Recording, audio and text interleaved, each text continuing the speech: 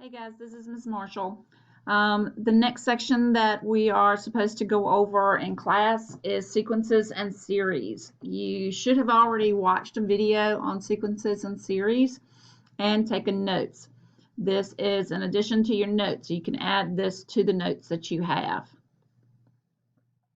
A sequence of numbers follows a specific pattern. The patterns sometimes involve addition, subtraction, multiplication, or a combination of the two operations. There are two specific kinds of sequences that we talk about in Algebra 2. The first one is called arithmetic sequences. And you find an arithmetic sequence by adding or subtracting the same thing each time to get the next number. And when you have an arithmetic sequence, you have what's called a common difference because you're adding or subtracting the same thing. The second kind of sequence that we'll talk about is called a geometric sequence. A geometric sequence is gotten by multiplying or dividing by the same number each time to get the next number in the sequence.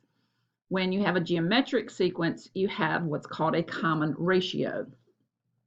Today we're going to talk about how you determine whether it's an arithmetic or geometric. If it's arithmetic, remember, arithmetic means it has a common difference. Okay? If it's geometric, then it has a common ratio. So if we look at this first sequence that we have here, what do I have to do to a negative 14 to get a negative 8? Well, I don't subtract anything. I could add something. And I can't divide by anything. So let's see, if I add 6 here, if I add 6 here, if I add 6 here, and if I add 6 here, that will give me the next term in the sequence. So this is an arithmetic sequence. And my common difference is the number that you had to add or subtract each time. So my common difference, we denote it by the letter D, is positive 6. If we look at the next sequence that we have, what do I have to do to 1 to get a negative 3? Well, I could subtract 4. Negative 3 subtract 4, that doesn't give me a positive 9. One hint here, if you are going back and forth between positive and negative numbers, you know it's going to be multiplying. So here I can multiply by a negative 3 to get a negative 3. A negative 3 times another negative 3 is going to give me a positive 9. And a positive 9 times a negative 3 is going to give me a negative 27. So this is a geometric sequence because I have to multiply by the same number each time. And it's called a common ratio. So we use the letter R to denote that it's a ratio. And the number that we multiply by each time was a negative 3. So let's go ahead and let's look specifically today at arithmetic sequences. So remember, arithmetic sequences, we add or subtract the same number each time, okay? So if we look at the following sequence, what do I have to do to 3 to get 7? I add 4. What do I have to do to 7 to get 11? I add 4. What do I have to do to 11 to get 15? I add 4. So this is an arithmetic sequence. And I know that my common difference here is what? Well, it's the same number that I had to add each time, so my common difference is a positive 4. So if I keep going and I do 15 plus 4, that's going to give me 19. 19 plus 4 is going to give me 23. And I'm going to keep going until I get all the way to my 12th term. And the way that we denote our terms is with subscript numbers. So this is my A sub 1. This is my first term, second, third, fourth, fifth term, sixth, seventh, eighth, ninth, 10th, 11th, and 12th. So my 12th term in that particular sequence is 47. But that took a long time to get to. So just like anything in algebra, we should have a formula that covers all of that lovely information so that I don't have to worry about writing it out if I wanted the 35th term or the 64th term or something like that. So let's see if we can find that formula. This is the formula for arithmetic sequence.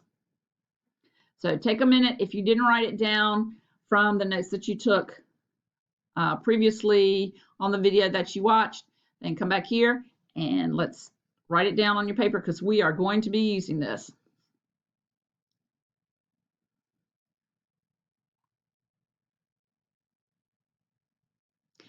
All right, so when we look at this formula, a couple of things that we have to make sure that we understand what they're talking about, okay? A sub n means we're looking for the nth term. So if I want a sub 12, like I did in the previous problem, I'm looking for the 12th term. So my n would be the 12. A sub 1 is always the first term in your sequence. N is the number of terms. So like I said before in the previous one, we were looking for a sub 12, so n would be 12. D is our common difference that we have to find for each problem. So let's take this formula and let's plug it and use it. Okay, so we're looking for the 25th term of the following sequence. Well, if we remember what our formula is, let's go ahead, let's write our formula down. A sub n is equal to a sub a sub 1 plus n minus 1 times d, which is our common difference. So a couple of things I have to look for in this problem.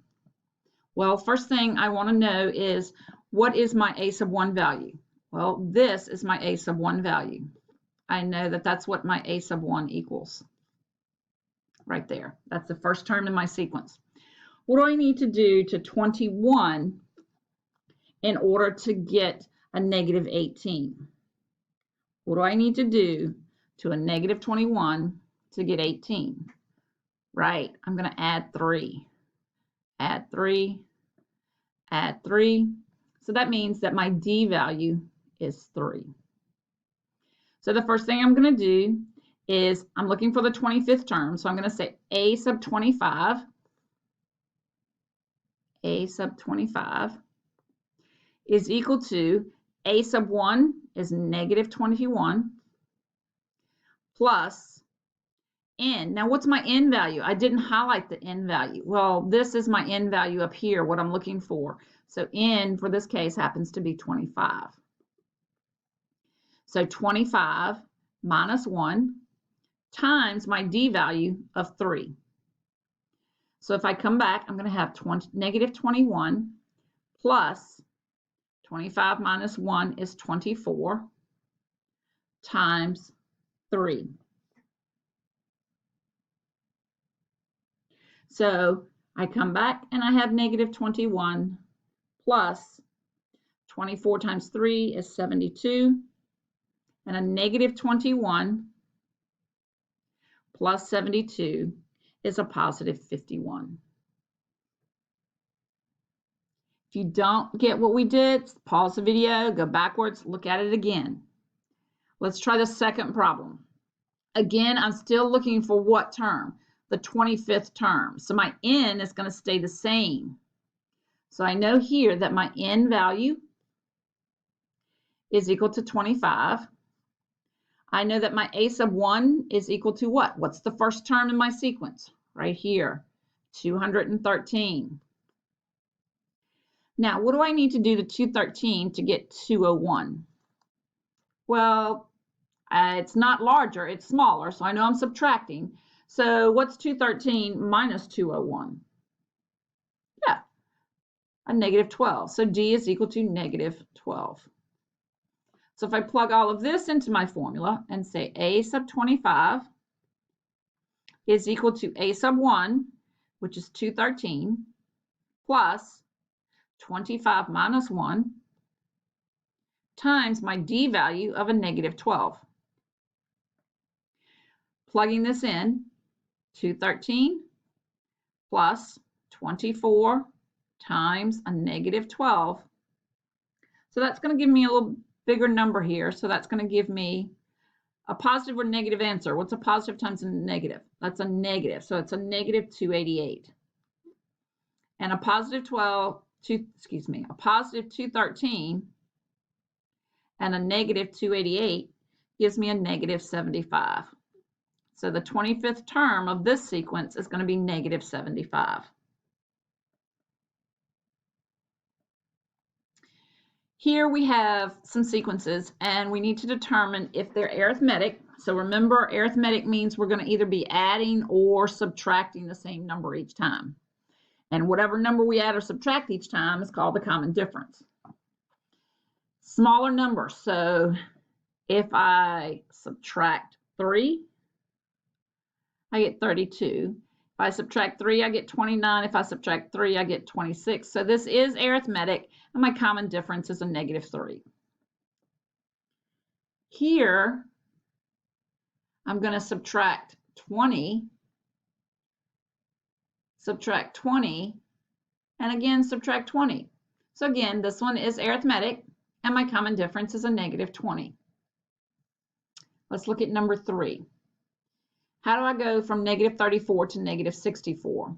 Well, I subtract 30.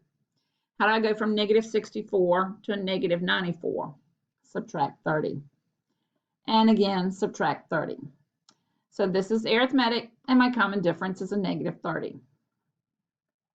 How do I go from -30 to -40? Subtract 10, and subtract 10. This is also arithmetic, and my common difference is a -10. For number 5, how do I go from a -7 to a -9? Subtract 2. -9 to -11, subtract 2, and -11 to -13, subtract 2. Also arithmetic, common difference is a -2. To go from 9 to 14, I add 5. 14 to 19, I add 5. And 19 to 24, I add 5. Also arithmetic, but my common difference this time is just a +5. For number 7, we're given an explicit formula for an arithmetic sequence, and we need to find a couple of things here. We need to find the first 5 terms and the term that is named in the problem. All right, let's look real quick at one of the first formulas that we have here, and notice we have to find the first 5 terms. So what we're going to do here is we're going to say a sub 1 is equal to -11 plus 7, and everywhere that we have an n, we're going to plug in the number. In this case, for this problem, we're going to plug in the number 1.